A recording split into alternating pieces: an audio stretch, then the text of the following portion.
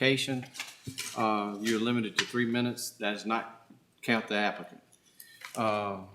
Also, please turn off your cell phones, any devices like that.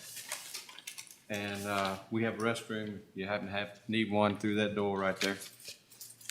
And I think that's about it. We do have a light right there that tells you when you're on and off, when you're done talking. We'll call our meeting into public hearing. First item on our agenda tonight is application by Mecklenburg CSG 1 LLC for comprehensive plan review by the Planning Commission in pursuant with the Virginia Code 15.2-22.32 of its proposed 6.72 megawatt solar facility on 25.67 acres out of 233.77 acres. This is located in Mecklenburg County. This property is located on Noblin Farm Road, approximately 285 feet south of its intersection with Highway 58, Clarksville Bypass. Is there applicant here to speak for this application?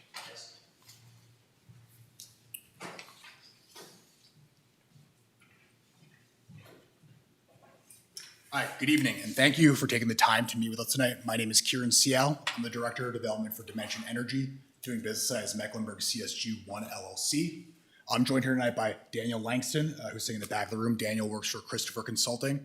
Christopher Consulting is our civil, environmental, and landscape architect for the project. And we're here tonight because we are proposing to develop a 5 megawatt AC community solar facility on a parcel located on Noblin Farm Road. Just an overview of the presentation tonight. I will introduce Dimension Energy, give you a background of what we do and who we are. We'll talk through what is community solar and why is it happening in Virginia right now, and what benefit does it create for the state. And then we'll do an overview of community solar in relation to utility scale solar. I know there's been quite a few utility scale projects proposed in the county. Some have been approved and built, and these are two very different classes of project. Community solar is new in the state, so happy to provide an overview of how that is different in many key ways from utility scale solar. And then we'll give a project overview, and then I'm happy to open the floor for questions and comments about the project. So this is just an overview of who we are. Dimension Energy is a community solar developer. We're headquartered in Atlanta. We exclusively work on community scale projects. We do not work on any traditional utility scale solar projects. We come from a deep bench of experience. Over the past handful of years, we've developed around 1 gigawatt of solar projects. We've raised around $4 billion in finance. And over the next 4 years, we're going to develop around 800 megawatts of projects. We currently have around 500 in our pipeline. This is just an overview of our development process. Happy to talk through the life cycle of a community solar project. Starting on the left side, we have economic analysis. This is economic and policy analysis. Our policy team closely monitors state policy to identify opportunities and creation of community solar programs like the one that was adopted in Virginia last year. And then from there, we go into real estate and site assessment. So one of the key differences between utility and community scale solar, and we'll talk about this in a bit, is that community scale solar is significantly smaller than utility scale. And so that allows us to be a lot more picky and nuanced in how we pick our sites for development. And it allows us to be a lot more careful in how we're designing and micrositing projects on a parcel. So you kind of think about it as kind of a funnel. And at the top of the funnel, when we identify a market, we have a lot of sites that we're considering, and we review it for a lot of different considerations and constraints: environmental, interconnection, zoning. And as we review this different criteria, we weed out sites that don't fit. And because we don't need as large of sites because our projects are smaller, it allows us to really weed those out so we have only the few sites remaining at the end that we're confident make sense for development in the areas where they are proposed for development.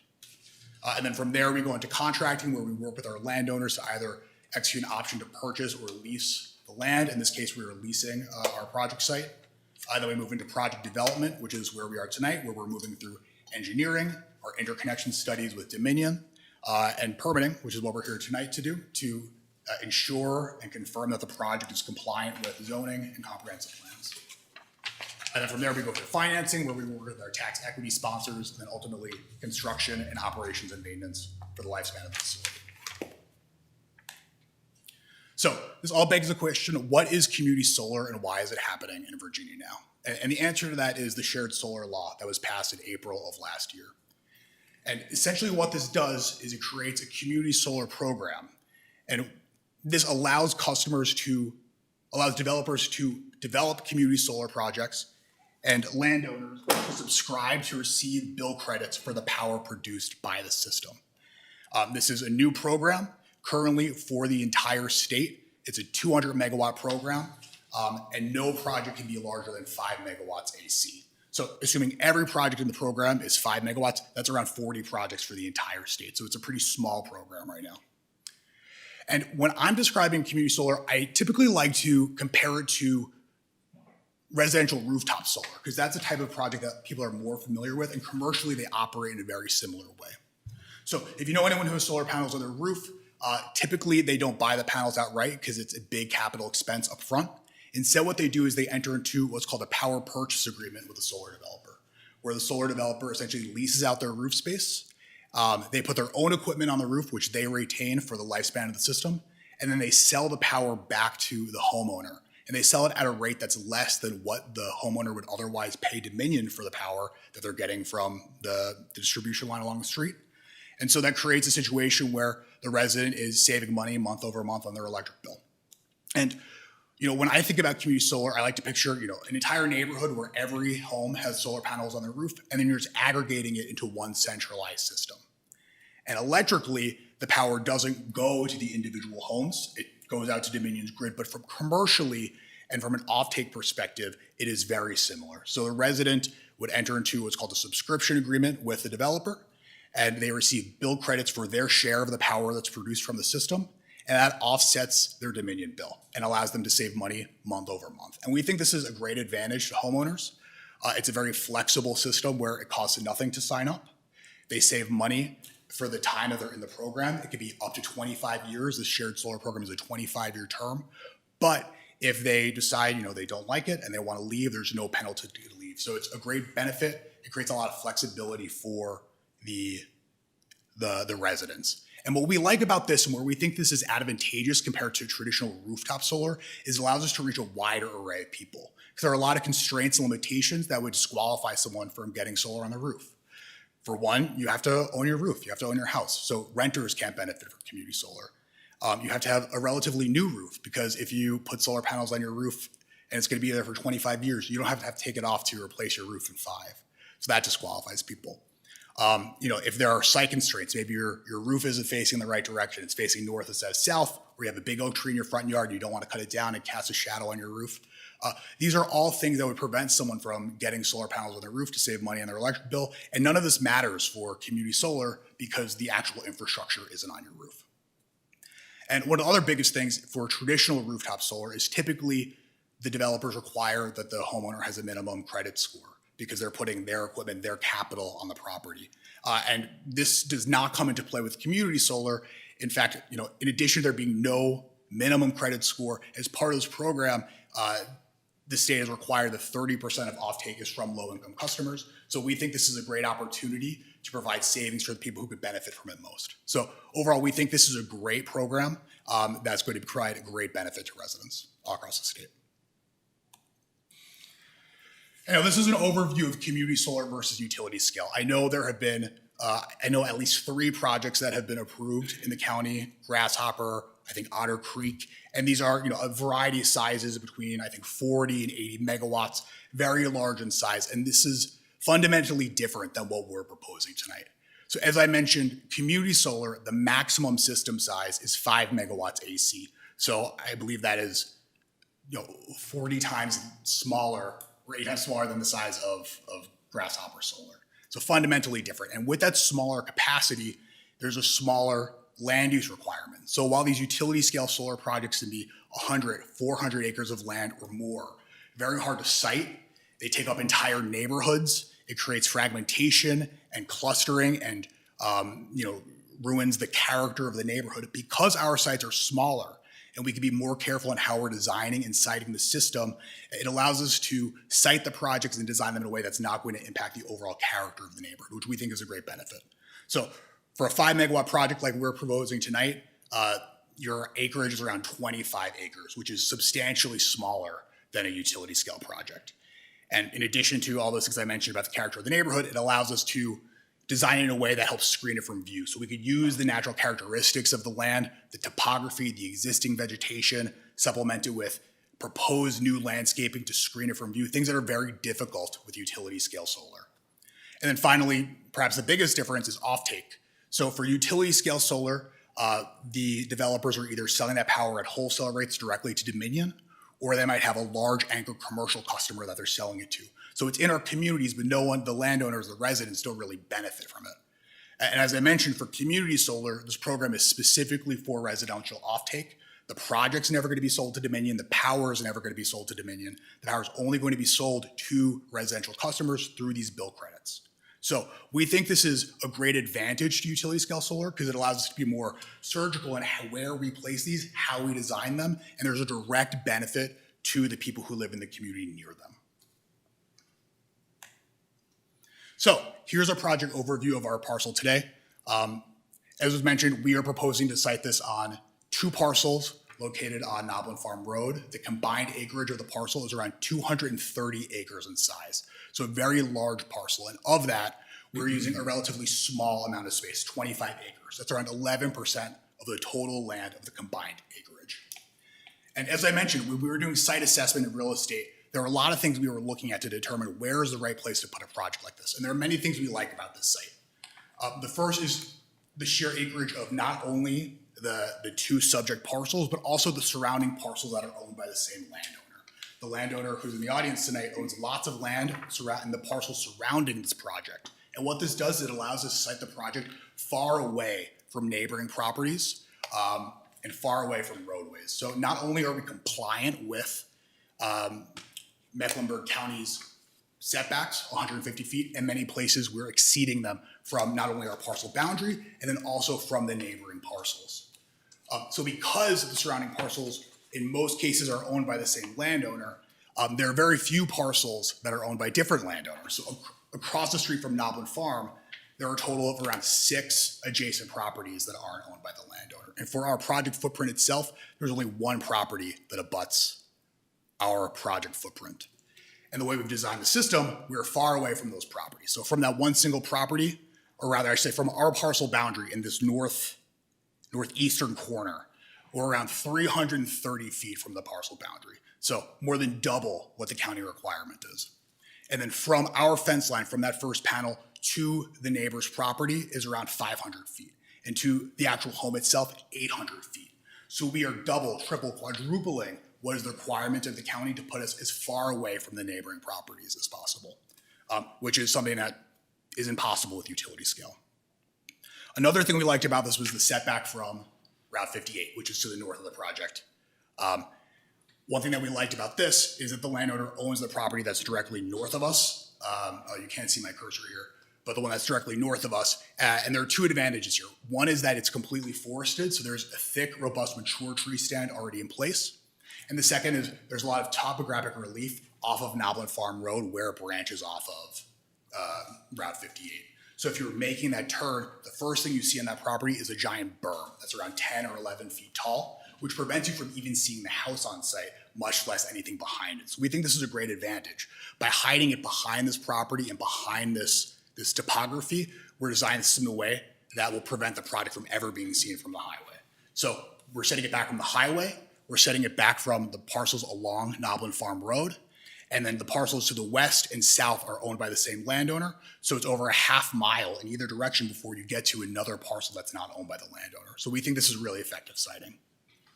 Other points to add here, as we mentioned, it's a 5 megawatt AC system. We estimate that's enough power to provide electricity to around 1,000 homes. Mecklenburg County has around 10,000 Dominion customers, so we think this could provide a lot of benefit. And this is just an overview. Again, recapping, we're in an agriculturally zoned property. We are at least compliant with setback requirements, in many cases far exceeding them. And we are utilizing the existing characteristics of the site, the topography and existing vegetation to our benefit. In addition to that, where needed, we're also supplementing existing vegetation with new landscaping. So as I mentioned, Daniel's our landscape architect. He put together this great landscaping plan, which shows the additional vegetation we'd be putting on the site on the eastern and western sides, particularly along that existing access road that's next to Noblin Farm Road.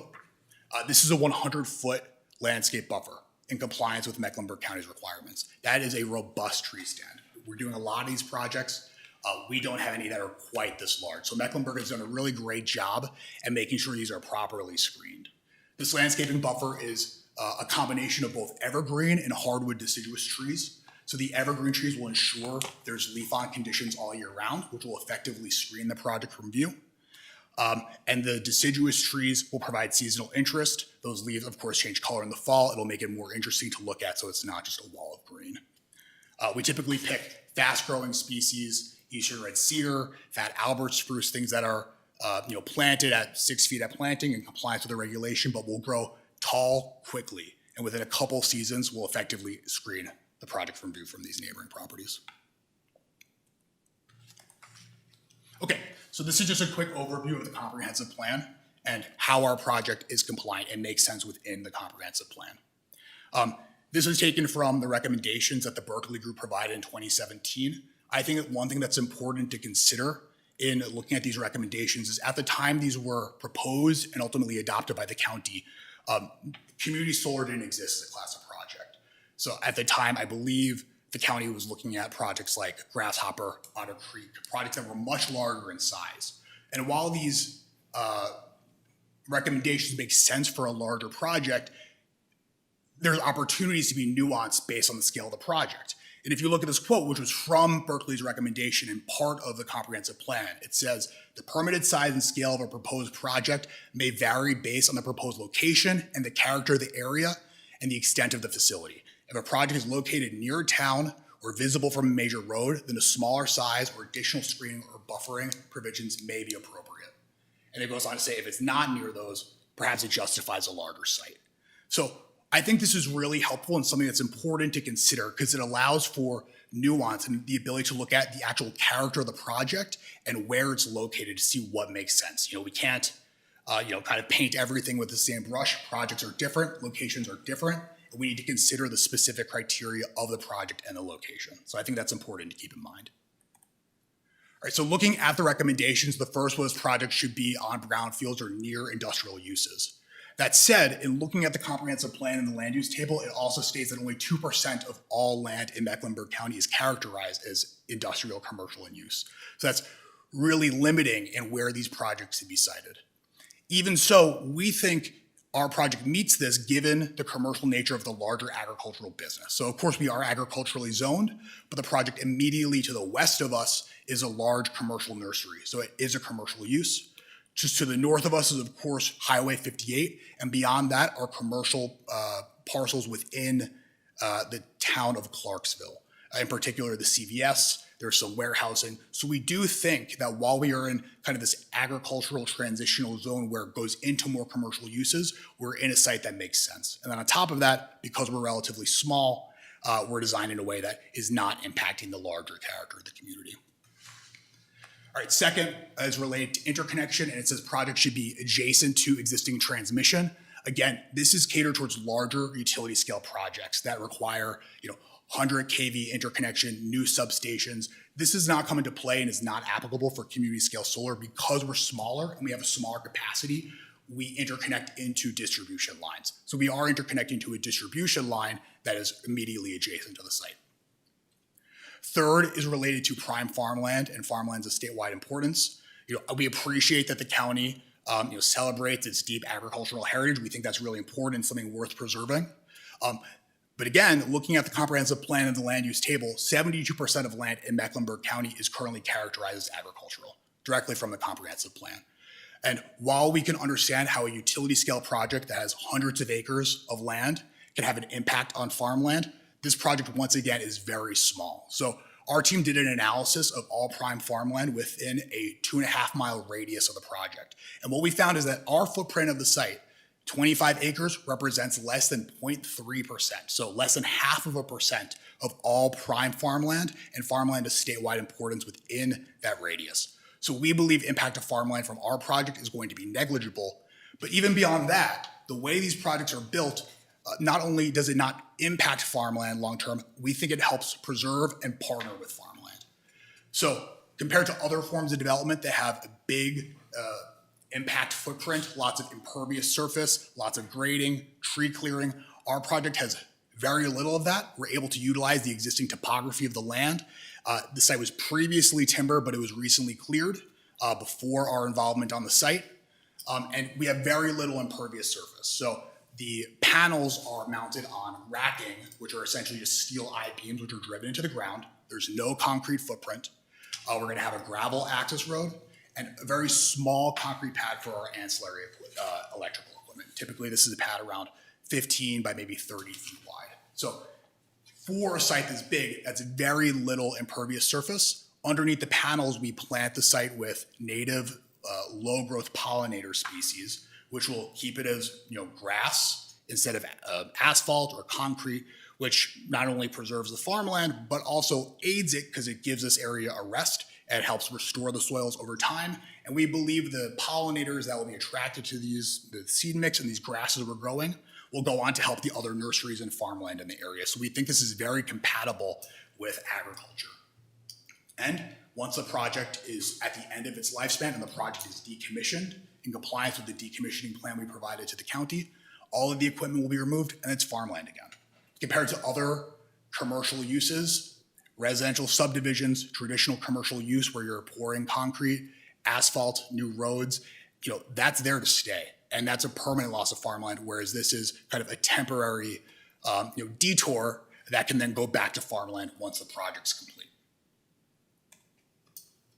All right, 4 and 5. So projects should be located outside of any growth boundaries, not within 1 mile of any town boundary.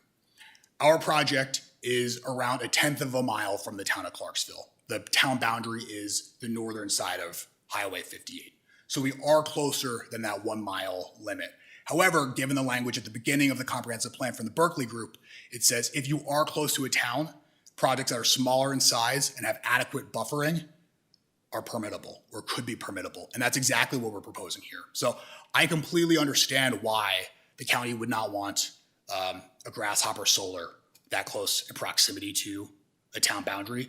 But based on our size, we think this can be designed without any impact to the town and its use of the area. Not to mention, as I mentioned, the closest parcels on the other side of the highway are commercial in use. So we are far from residential subdivisions within the town. And then finally, we should be far away from scenic, cultural, and recreational uses, which we are. We provide an EIS to the county. It demonstrates that we are over 3 miles away from any cultural resources or recreational areas. Or rather, if they are within that 3 mile radius, they're not close enough or in the vicinity of the project to impact them. So for example, we did notice in the staff report mention of Army Corps property, that's the reservoir located south of the property. And frankly, yes, the Army Corps property does abut the site, but again, the way we've cited the project, our footprint is over a half mile away from that parcel boundary, which is entirely wooded. I believe we're around 2 miles away from the actual reservoir, so this project will have no impact on recreation or viewshed or cultural resources. And that's an overview of our project. So I'm happy to take any questions or comments. I look forward to the comments from the public. Thank you very much. A question. Sure.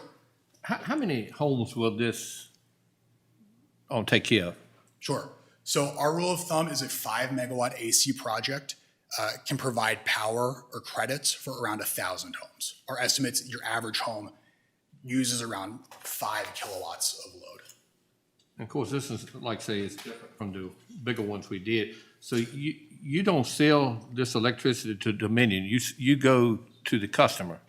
So you go to the customer and you bill the customer for the electricity. I mean, how do they, Yeah. you put it on Dominion lines, so. It's nuanced. So the electricity goes out to Dominion's lines. That power that goes out to Dominion's line generates bill credits. So Dominion honors the power that was provided out to the site. Those bill credits are then sold to the subscribers of the project at a rate that's less than Dominion, and it offsets the power that they are getting directly from the Dominion line. So think of it similar to the example I was giving about residential solar. So if you have solar on your rooftop, the electricity from the solar offsets or eliminates the solar you would otherwise get from Dominion from the distribution line. The bill credits are the same. So while the electricity isn't going to your house, it represents the power that would have been produced if the solar panels were on your house instead. And so it is a consolidated bill where the credits offset Dominion, and then what you're paying is for the bill credits, and you're paying Mecklenburg CSG1, but you're paying at a rate that's less than what you would otherwise pay Dominion. So in other words, it effectively eliminates your Dominion bill, and the bill credits you're paying for are at a rate that's less than So Dominion will continue to bill them. It's interesting. The program is still being formed, and states do it differently. Either it will be consolidated into, or rather, this is true, it will be consolidated into Dominion's bill. So it will be reflected on your Dominion bill that you're a subscriber to a project, and those bill credits offset your electric use. So it kind of a little confused. Why is it, what's the benefit to Dominion to do this, to put it on your line, turn around and give a credit? So, And then how do you, you said 30% of low income, who decides who gets these credits? sure. Because I mean, if I'm on Dominion and I can buy these credits and get a lot off my light bill, I want as many as I can get. Sure. So a couple questions there. So Dominion's being mandated to adopt this program by the state. The state passed the shared solar law that says Dominion must honor this community solar program and must honor the creation of these bill credits. So they would probably prefer, frankly, that this doesn't exist, but it does and was created to benefit residents. For the low income and subscriber piece, subscriptions are voluntary, so no one has to sign up. But once we develop this project and we start to go to construction, we work with our subscription manager to advertise the project to residents to subscribe to receive the offtake from the project. So you got no contract with Dominion on this deal? So the contract is the program registration. So, not just anybody can enter into this community solar program. You need to demonstrate to the state that you've met certain criteria. One is that you've gone through zoning and you have discretionary permits in hand. And the other is that you've had your interconnection study performed by Dominion, where Dominion is looking at, how big is your system? Where are you interconnecting? Because it's still tied to Dominion's line. And Dominion performs a facility study and interconnection study to identify, is there capacity on this line to hold the electricity that's coming off the system onto the grid? And through the system, they identify any necessary upgrades. So for example, we're going through this process right now where we're doing our interconnection study with Dominion. And they're looking at that distribution line along Noblin Farm Road. And they're saying, okay, Dimension Energy is proposing a 5 megawatt project. What is the capacity already in the line? And can it withstand an additional 5 megawatts of power without upgrades? And they'll come back and either say there is capacity or you need to require additional upgrades that are done to upgrade the line. So you don't know that yet? The study will show that. All right, because I had someone call me last week, potentially looking at another one like this size on Noblin Road too. Yes.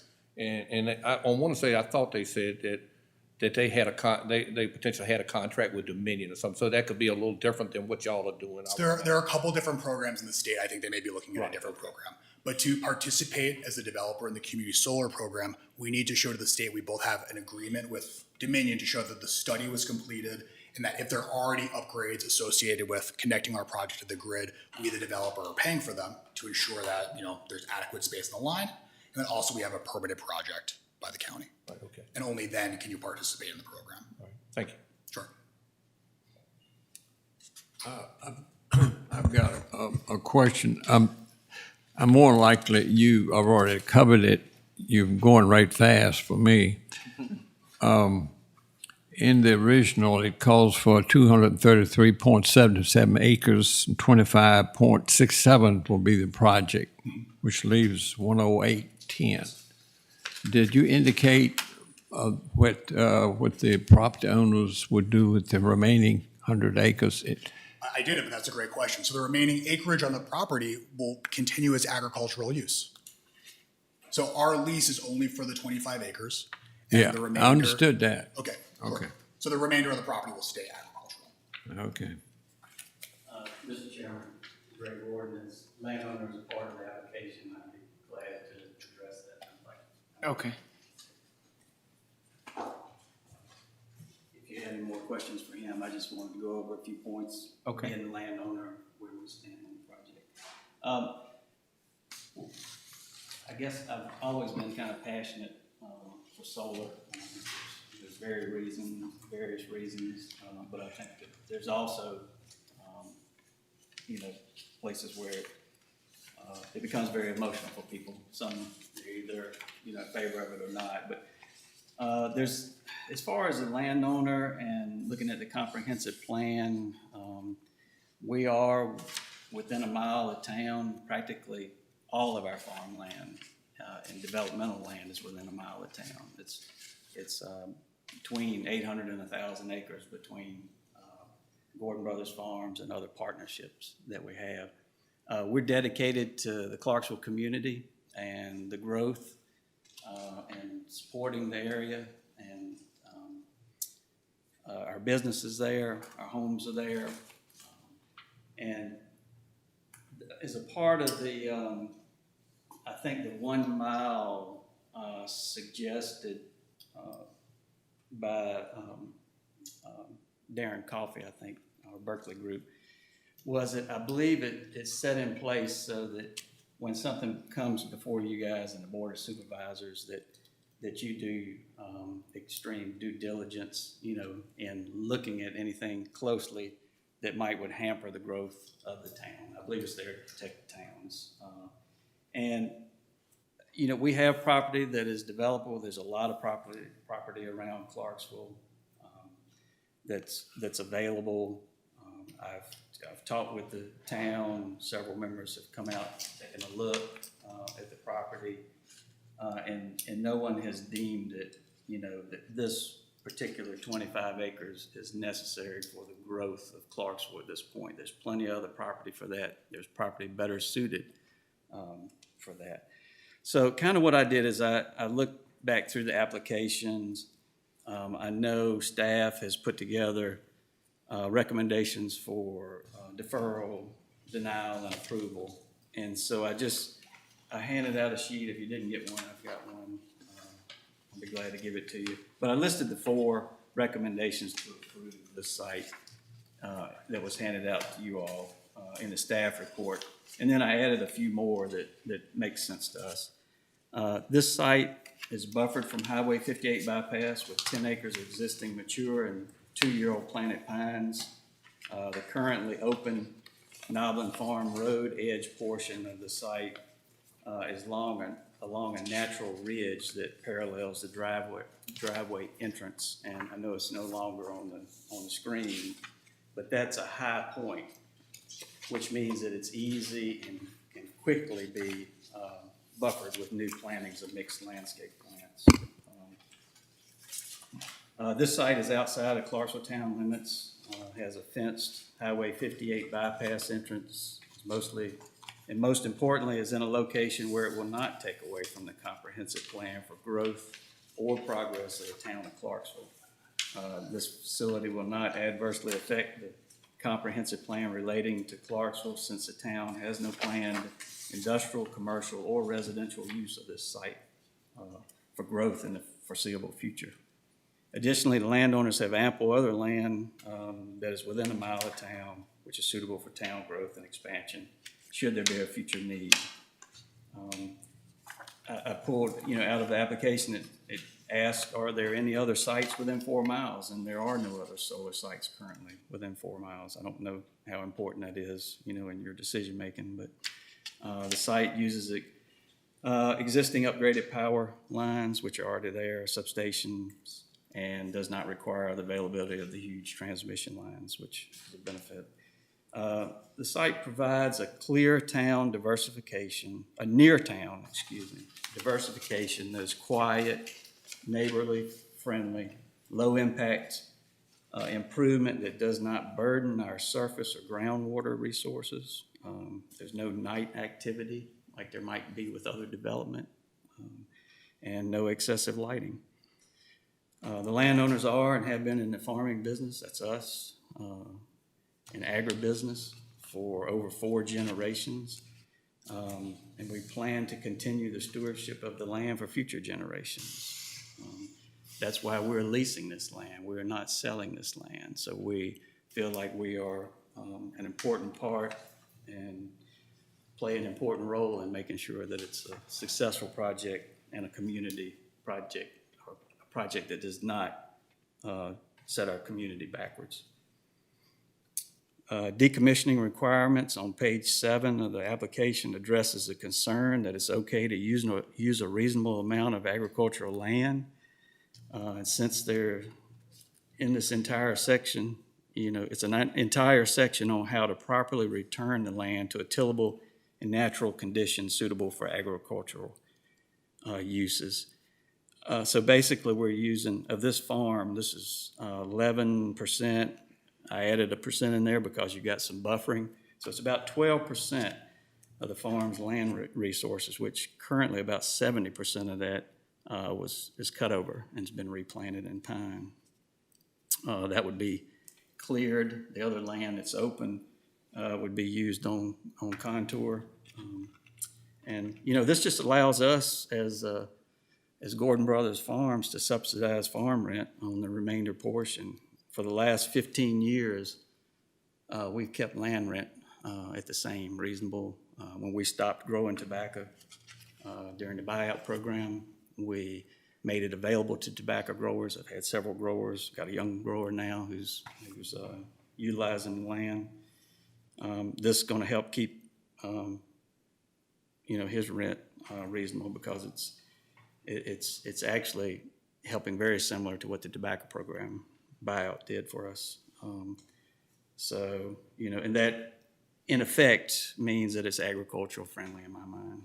Other diversification options require much more permanent changes to the environment. With the solar, the pipes are driven in the ground, support the solar panels. At the end of 25 years with no further options, those can come out of the ground.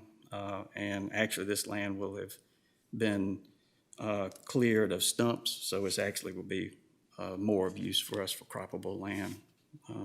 Should they renew for the extra 2 5-year increments that they have, then we'd be looking at a 35-year-old project. And currently, we have a cell phone tower on one of our farms that's been there for 25 years. People can, there were some complaints when it was put in, never heard anything else. We have part of our land was dedicated and sold for a nursing home, and there were a lot of original complaints about that. But it's been something that has very served the need of the area. And then there's questions that we've gotten about, well, what happens at the end of the life of these solar panels? What are you going to do with them? I said, well, hopefully by then, there'll be a recycle program, but if not, there's enough room for storage on the land, if that happens to be the case. We talk about prime agricultural land, but in my opinion, all land is prime. Just try telling somebody that their land that they own is not prime land if you want to, whether it's around the lake, whether it's your home, whether it's just a plot in a neighborhood. Believe me, it's there. And I don't want to go into a whole lot of other details, but I'll be glad to answer any questions. And I just think the facts presented here meet and exceed any expectations of a responsible agricultural and environmental and community-friendly project. So thank you for your time. Thank you. Yes, I didn't give you.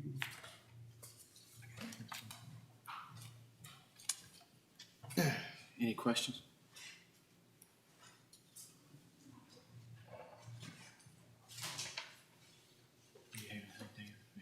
Do you have any questions for him?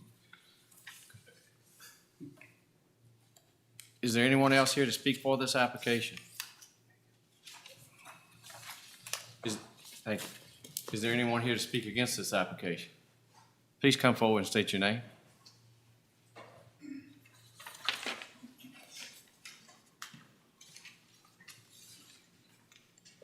My name's Patrick Deed, and I live right across the road from Greg's Farm at 399 Nobbin Farm Road. And I had earlier sent a petition over here, the adjacent landowners that opposed it. These guys and Greg, I told you we're not gonna leave here mad tonight. But these guys has made this thing sound so good. It's better than an ice cream wagon coming through a neighborhood in the middle of July and a bunch of kids. But I'm not here to sell anything. I'm not gonna talk 3 minutes. I just want you, the planning commission to please consider our opposition. And, we appreciate that. Thank you. Thank you. We do have your copy of your letter. Thank you, sir.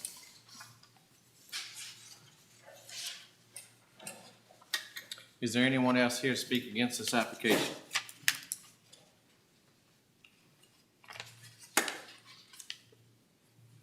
Okay.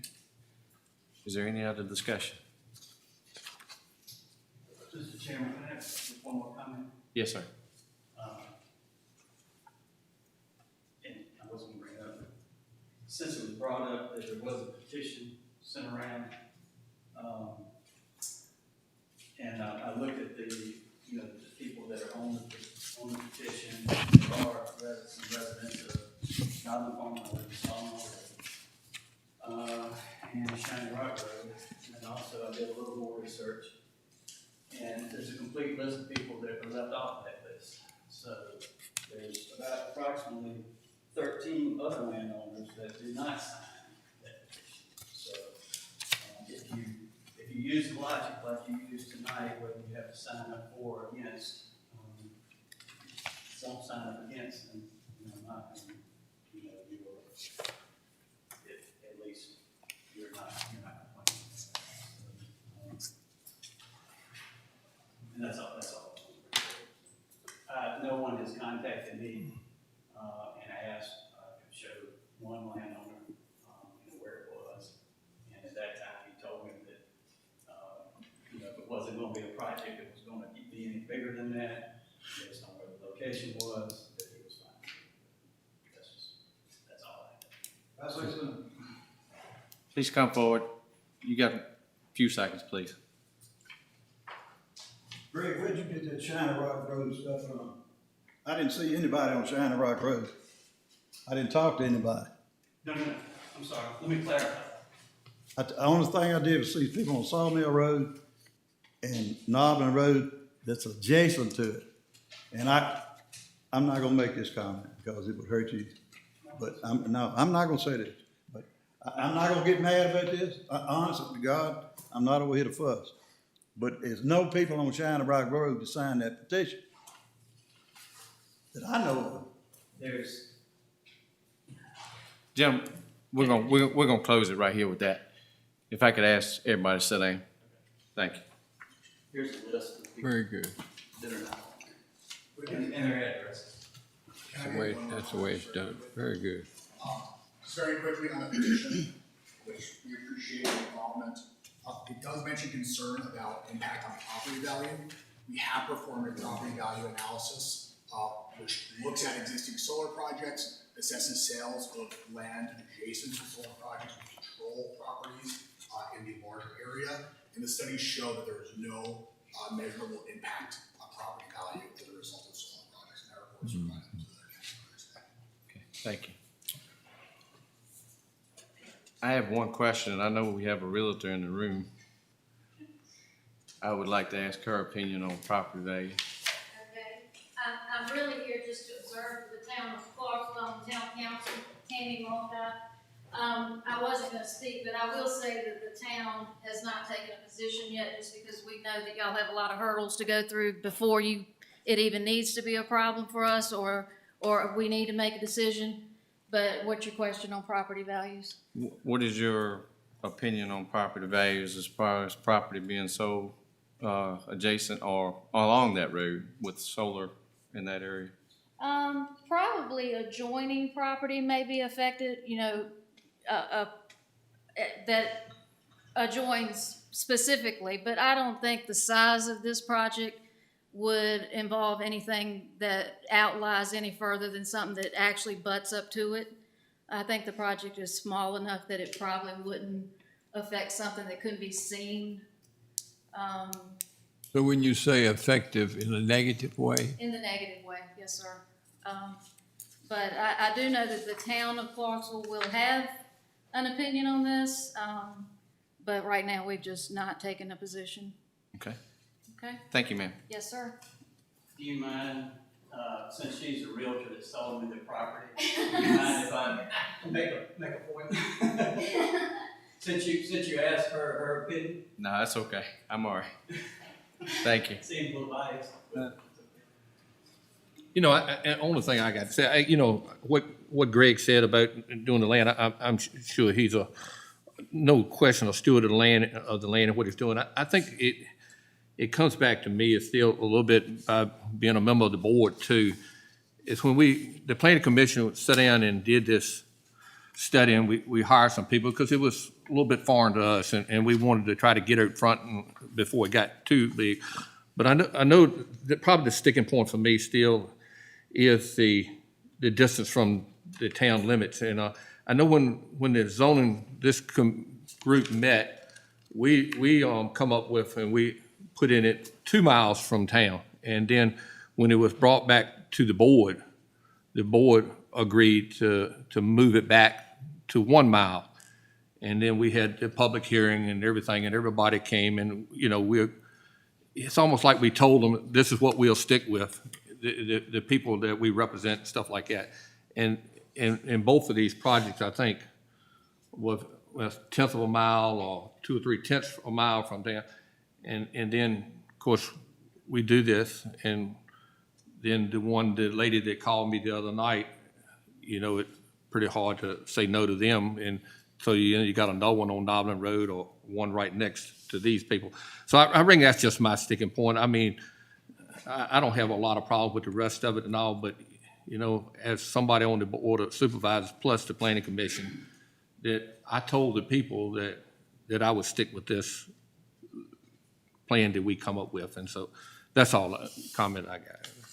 Is there any other discussion?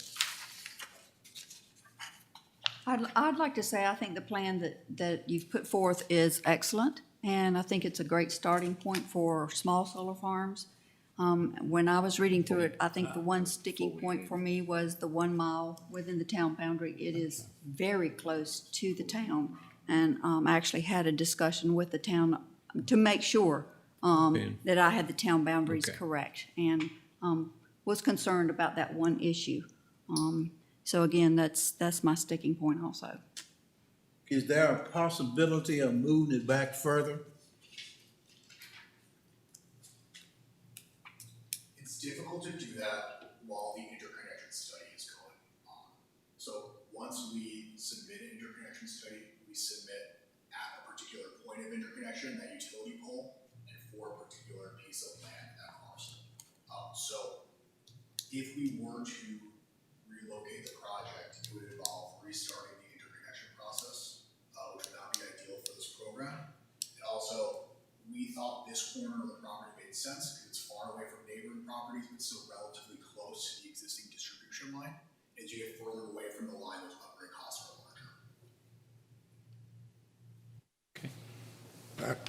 larger. I traveled out to see the property, and it's in the center of the Gardens Farm, where you would have to be looking for it to find it. Mm-hmm. And, you know, I just don't see, you know, where it would harm anything by putting it out there. Because it's in an area, and it's got a high bank, you plant trees by that, you would have to actually go out there and look for it to find it. I agree with that, and I think, speaking to our real estate person, the town person, they were also given the opportunity to make a statement on this already. And they did not come forth with any opposition against it at this point. I was not aware of that. As a council member, we were not told that we had an opportunity to make a statement. As a council member, we were not. it was brought up at a council meeting this week, but we were not told that we could, or, it was just not brought up for a vote. Susan, no, you were there, was not brought up for a vote. All right. Do you want me to answer that? No. Yeah, will you clarify for me? That's okay. We'll be okay. Yeah, it was not brought up for a vote, there was no yes or no, up or down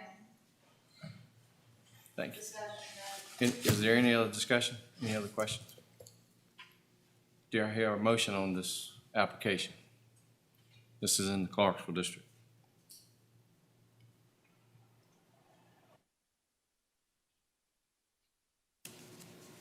Mr. Chairman, I make a motion that we approve it. Motion been made to approve this application. I need to do it by roll call. Roll call, please. Hold on, I need a second. Second. All right, we're gonna do roll call vote. Robert? Give me just 1 second. Mr. Ramey? Nay. Mr. Hayes? I'm against it. Ms. Dennis? Approve. Mr. Perrier? Against it. Mr. Watson? Approved.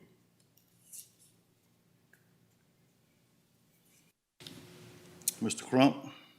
Against? Mr. Brinkley? No.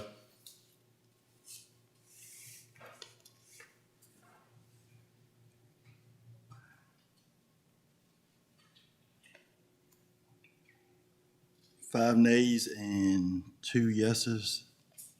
Is No, one Mr. more. Laster?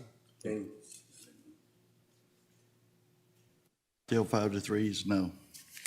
Okay, motion fails. Application is not approved. Okay. Next item on our agenda tonight is application by CSG2 LLC, Michael A. Garnett Trust, and Patrick W. Herman trustee for a comprehensive plan review by the Planning Commission and pursuant with Virginia Code 15.2-2232 of its proposed 4.63 megawatt AC solar facility on a 24.41 acre parcel of land. This is out of a 121.5 acre parcel of land located in Mecklenburg County. This property is located on Highway 92 at its intersection with Highway 688 Skipper's Road. Is our applicant here to speak for this again? I am. All right. Long time no see. All right, so I have a similar presentation. I'll skip all the first part on what is community solar. I think you guys got that. So this is the second project we have. It's located at 9028 Highway 92. This is outside of the town of Chase City. It's slightly smaller than the Mecklenburg 1 project. This is 6.01 megawatts DC, 4.63 megawatts AC. So in comparison, whereas Mecklenburg 1 could provide power for 1,000 homes, this is slightly less at 926. Still, given 10,000 Dominion customers within the county, we think this is a great opportunity for the county. This is similarly an agriculturally zoned piece of land. What we liked about this one, similarly, it's the size that supports development. It's over 100 acres in size. Once again, we're around 25 acres in size. Therefore, it's leaving around 100 acres of land that can continue to be used for either agriculture or timber, which are the current uses on site. Once again, we have a very low profile footprint, very little impervious surface. What we like about the site and why we think it works with existing agriculture is that it's used for the time of the life cycle of the project, but once the project is over, it will be decommissioned and removed and returned back to agricultural land. What we like about the site, in addition to its ag use, it's in a very low residentially dense area. The properties to the north and south are either undeveloped forest stand or an agricultural parcel. Across the street, there are only maybe 2 or 3 residential homes. I drove past the site today. It looks like only 1 is occupied. The other 2 appear to be vacant. Further, what we like about the site is to the north and south, there are very robust and mature existing vegetative tree stands. Again, mixed evergreen and deciduous in nature. These are very mature trees. They're 50 to 60 feet tall, a very wide buffer, a rich understory. So we believe that from the purview of these two vantage points, the north and the south, this project will be unable to be viewed from either of those properties. The property extends, around a half mile to the east before you get to the next property that's not owned by the landowner. Similarly, a very thick forest stand will not be able to be seen from the east.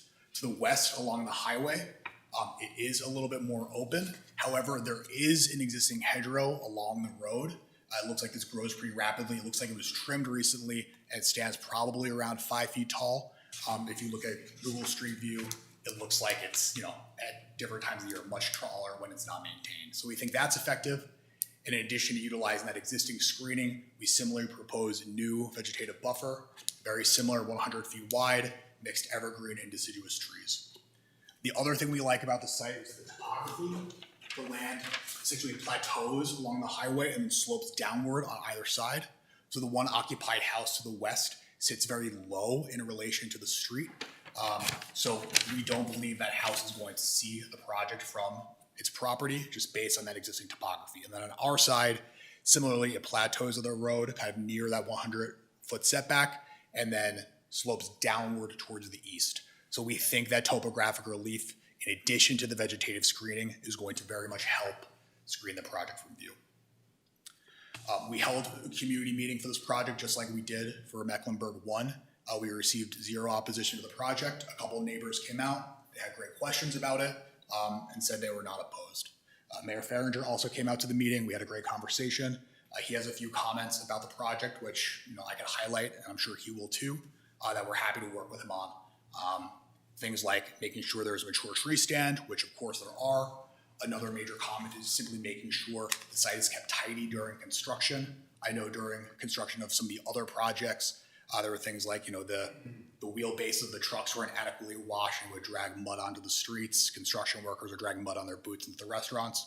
Of course, we want to be good neighbors here during construction, though that's something we could certainly keep in mind, make sure the site's kept tidy throughout not only construction, but also operation.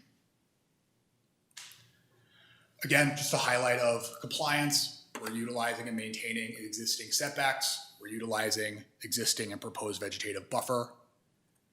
And a comprehensive plan similar to Mecklenburg 1.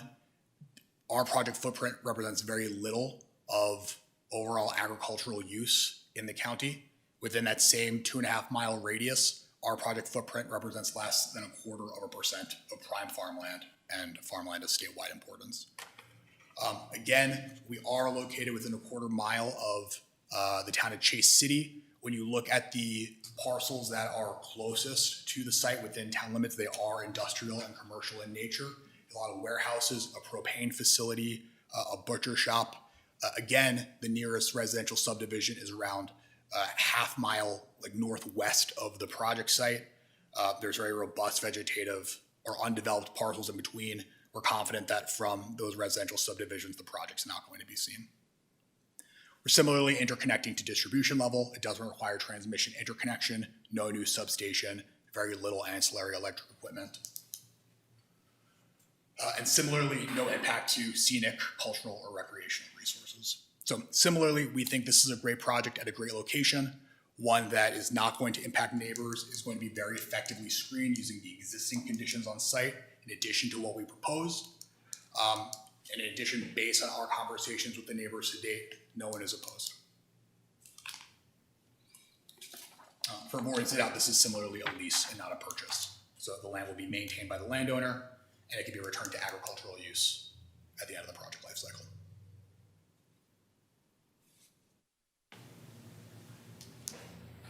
Any questions on this project? Any questions? Okay, thank you. Thank you. Is there anyone else here to speak for this application? Is there anyone here to speak against this application?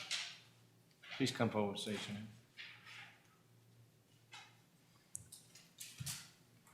Good day, my name is Alden Farrager. I'm the mayor of Chase City. Wanted to say that Chase City is pro-business.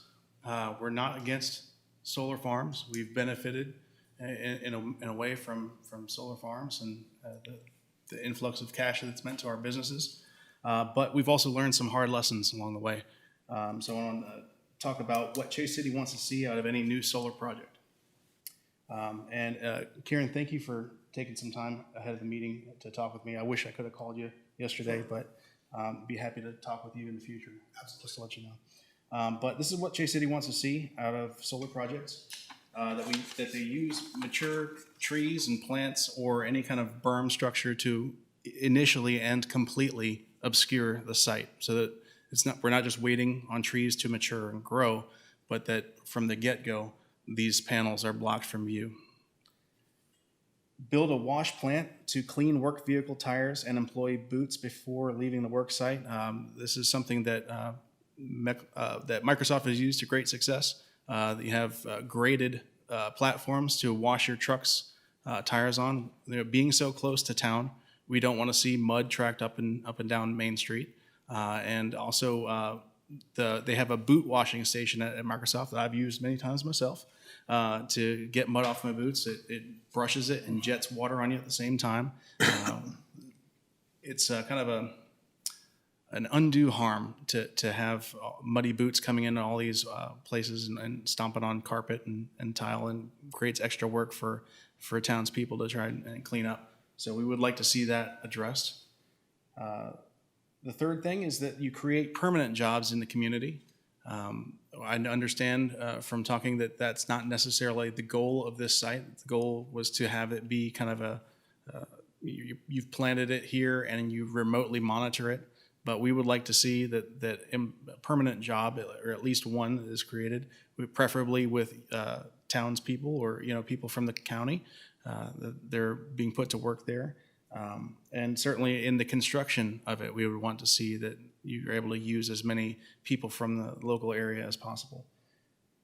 And lastly, to build relationships that benefit the community in some way, to partner alongside of us to make our town better, not just in providing the lower cost energy, which is certainly a good thing, but something in a more substantial way, where we've partnered together for fundraising or for benefits to the community, or something to do for the kids. We would like to see that. So as I have reviewed this proposed project, it doesn't necessarily meet all of those standards that we would like to see. And for that reason, we are against this project. All right. Thank you. Thank you. Sure. Now, I appreciate the comments. I think some of these are already met with the design of our site, particularly the existing tree stand and the existing berm and topography of the site that will adequately screen the project from view. Wash stations, I think that makes a lot of sense. That's something we're happy to consider to make sure the area is kept tidy. Compared to more traditional types of development, one thing that's nice about this project is that the construction period is relatively short. The entire construction period we expect to take no more than 6 months. The actual, what we would call civil work is typically only about the first month or 6 weeks, and then it's simply electrical wiring. And then further, based on the way this racking is installed, it's just driven into the ground with very little actual earth disturbance. We don't expect any major grading on the site, so we think that'll help keep it neat.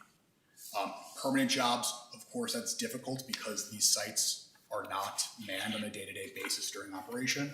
Certainly, we'd be happy to work with the town and the county to look at opportunities for operations and maintenance. Certainly, one thing that we do is landscape and vegetation management, which is a seasonal job throughout the year, making sure that the pollinator species are kept at a height that's below the panels. Seasonal mowing, that's something we could certainly partner on and look into. During construction, certain portions of construction are highly specialized, particularly the electrical work, but certainly we'd be open to looking into utilizing local contractors and vendors for certain things like perhaps cement or seeding, civil crews to the great extent practical. And happy and open to suggestions if there are local contractors in the area.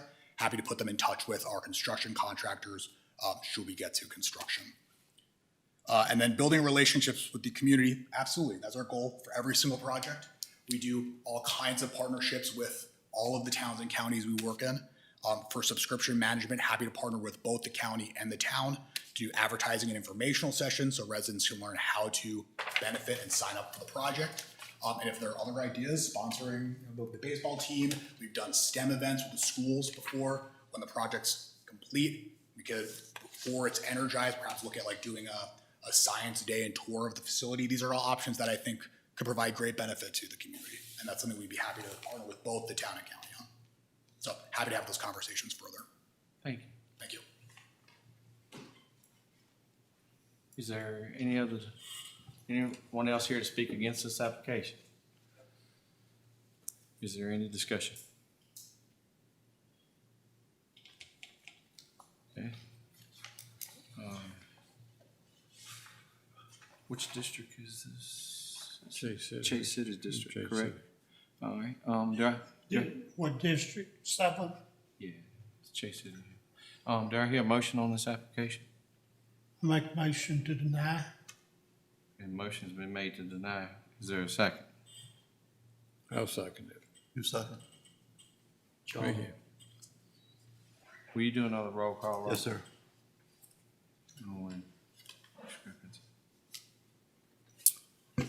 Just a comment, you know, again, when we put this comprehensive plan in play, it was a tough decision. We spent a lot of time on that thing. I mean, a lot of time, more than anything we've done since I've been on this planning commission. But, you know, one of the things that we draw this line of a mile or something, again, was to try to protect our town, all our towns. And, you know, for future growth and work with them a little bit. So that was, you know, one of the reasons that we put in some of this stuff though. But like I say, it's hard, I know, but I think most of us know that we work real hard on that zoning ordinance and all to do what we do. And I'd like to comment, I think a good point was made when we were talking about the other solar farm that came up, that it says that it was not to be within 1 mile, but it also said if the proposed location is near a town or visible from a major road, then a smaller size or additional screening and buffering should be appropriate. So there was some leeway in there to say if you're going to have a smaller one, and it was near town. What is near town? 1 mile is not near town. So I think there was some leeway in there, and I think that's when you come before this board, you ask for some discretion and understanding that if you've met all of the guidelines that we have put forth in our solar ordinance, we need to look at those, all of them, hard. And you know, it's not a black and white deal. There's some gray in there, and I think that's what we need to consider. Right. The comprehensive plan is not the law. Correct. Yeah. And I think we need to pay attention to the wording. It says it should be located. The word should means it's the best thing to do. It doesn't say it shall and it must be. It says it should be. And that is a real key word there. May I make one statement? No, sir. Okay. I'm sorry. All right. Okay, Mr. Ramey? Yay. All right, the motion on the floor is to deny the application, so you saying no? I said no. Okay. Nay. You want Mr. Hayes? You don't want to deny it. I want to deny it. Oh, he wants to deny it. You want to deny it? Yeah, he's in favor of the motion. Okay, so he's in favor of the motion. Yeah. Mr. Hayes? I'm gonna deny it. Ms. Dennis? Oppose the motion. Mr. Rear? In favor? Mr. Lassiter? Oppose the motion. Mr. Watson? Oppose the motion. Mr. Crump? I'm in favor. Mr. Brinkley? In favor. The application was approved to be denied by a vote of 5-3.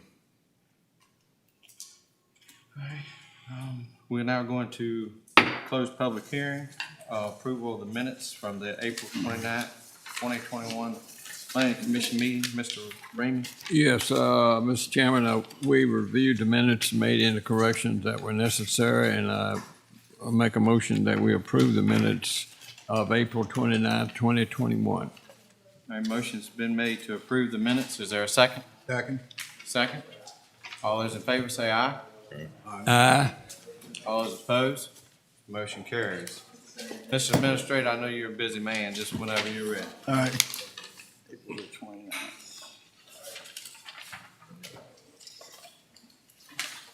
Okay, see, everybody should have a copy of the zoning report and building report. As you can tell, we've been rocking and rolling again compared to last year. Quite a bit, so. And this month is not even any slower.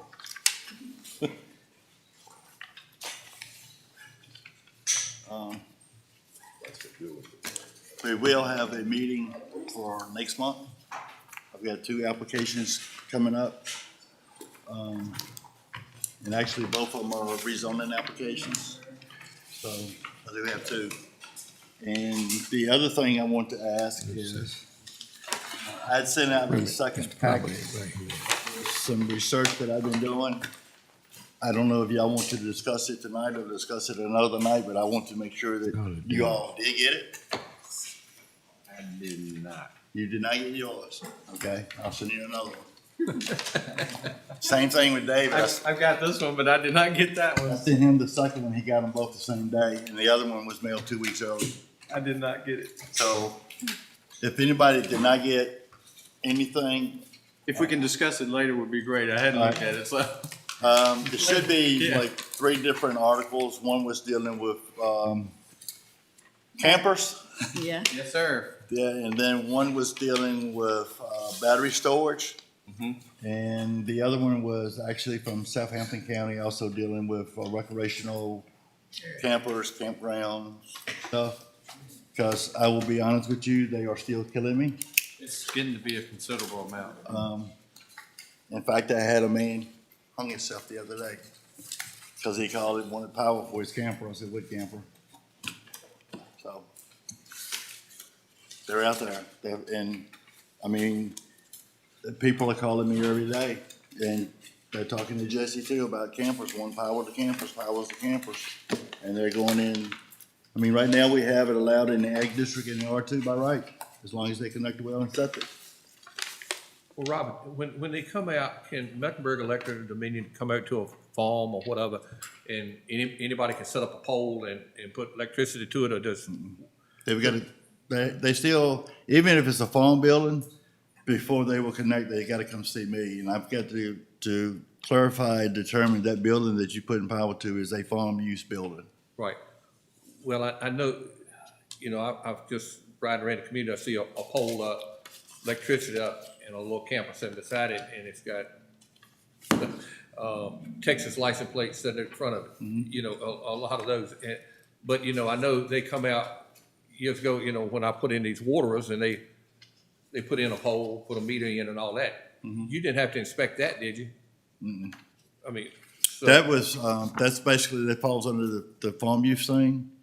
But that's what's happening. They are, a lot of this is being done, are connected into a disconnect box. And we don't know anything about it because all they need is, what is a 30 amp service to run it. So if they got a disconnect box outside, they can just kill the power, put in a breaker, run it over there and connect to it. So a farmer could call up tomorrow and have a Mecklenburg Electric to put a pole in to have electricity. They may say, well, I want to put in an electric fence box over there and I need electricity. So they can do that. And then it could end up being something else. And this was happening. Right, okay, that, yeah. This was It's a happening. lot of people renting campus, I mean, this lot, land rent, they're making, Yeah, this probably hadn't talked to Ron yet. Yeah. I mean, I find it when I go out into the field. You know, I run by and just happen to glance and I said, it's not supposed to be there. but I would say a lot of days, there's nobody there during the day. I would say Right. they working during the day somewhere.